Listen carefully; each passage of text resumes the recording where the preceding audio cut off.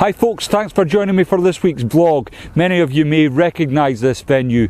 I'm at Rutland Water. It's arguably one of the best still waters in the UK, and I usually fish it from the comfort of a boat, but this week I'm going to trawl the banks and try and pick up some of the big brown trout that are still feeding on the fry. So without further ado, let's get into it.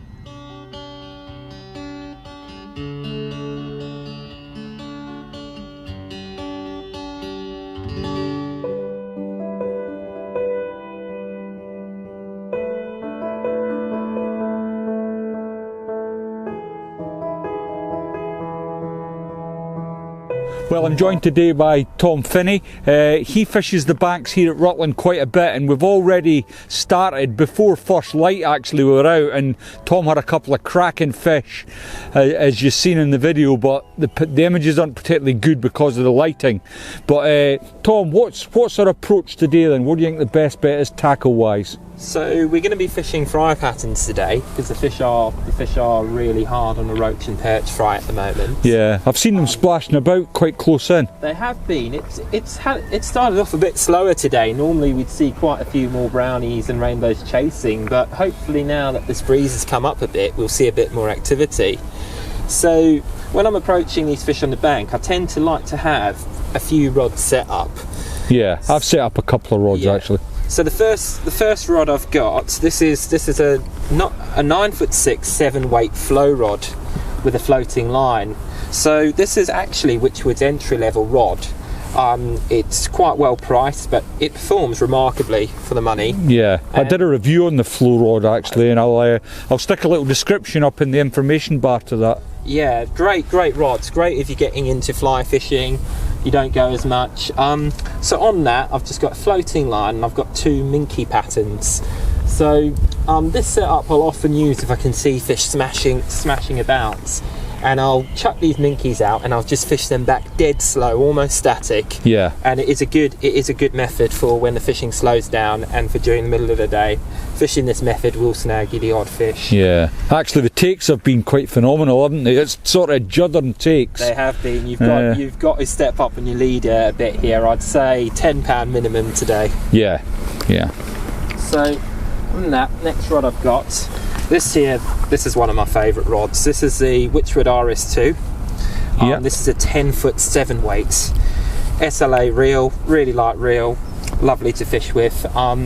This is what I'm using for my pulling. So I've got two weighted humongous on this rod, and at the moment I've got a stink-free line. If fish are up in the water, I might change it to an intermediate. Yeah, I don't think I'll go deeper than a roly-poly or roly-poly stripping, or even sort of a lot of figure of 8ing with a few strips here and there. Obviously, give it a good hang. Always gets me a few fish. You'll see me pick up this rod a few times throughout the day. Often if I've been on the floater without any success, I'll have a few chucks with this. Occasionally you'll get a very fast fish. Yeah. So yeah, that rod, I absolutely love it. Three rods? Is two not enough for you? Well, I've always I've set up 2 rods, you've set 3 rods up. Well, this here is probably one of the deadliest methods for catching these big fish here, especially the browns. So this here is a 10-foot 8-weight RS2. So a bit pokier, it's a bit of a longer line. And on this, I'm fishing 2 minky boobies. You can fish any buoyant fry patterns. I've got a fairly short leader on here, maybe about 8-9 feet long. Yeah, just to get it down quicker. Just to get it down quicker. And what I'll do with this is I'll chuck it out, give the line plenty of time to sink, 30 seconds or so, and then I'm just inching it back. And at any time you can get a take, and they are absolute wrenches. Yeah, well I've set up with a DI3 and gave it quite a lot of time, and some of the takes I've had have been proper wrenchers, but most of them sadly haven't hooked up, and I think my tails might be a little long on my flies. That could be the thing, and sometimes your line also gets caught in the rocks and you get that bit of slack when they hammer it. And as you've seen this morning, there are a few stocky rainbows around. Yeah, absolutely. I mean, the boats are just sort of maybe 100 yards out, and they are absolutely caning the stocked fish. There's one on right now. Yeah, absolutely, and they had a double hookup actually just a second ago. Yeah. Okay, brilliant. Thanks very much, Tom. Let's get to it. Awesome.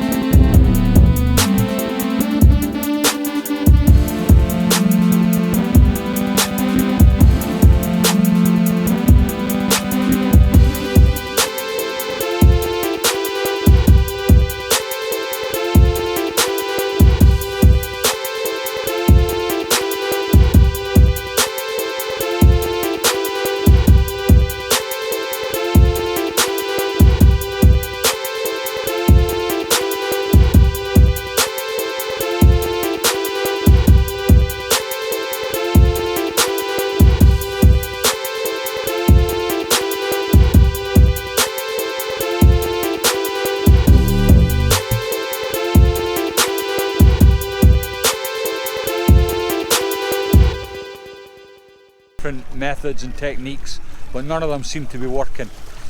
Even the boats seem to have slowed down. The boats are catching a bit further out, maybe 2 casting distances away, and they were catching quite a few, but even that's slowed up now, and I think it's just dying a death. But I'm going to persevere for a bit, see what we can do in the last hour or so of light.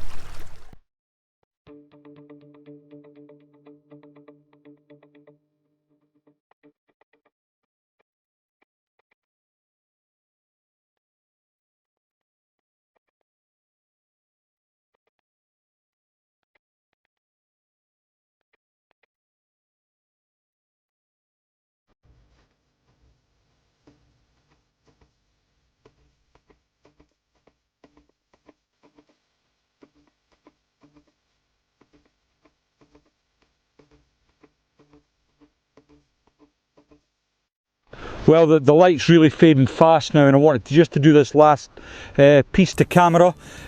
Tom, how do you think the day's been?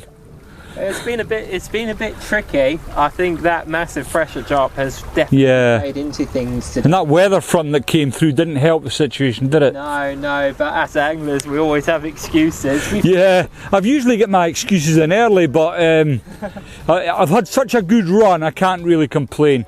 It's been a fantastic day. Tom's shown me a new way of fishing from the bank that I've never tried before, and it's been a ball. So until next time, don't forget to subscribe to the channel. Yeah. Boom!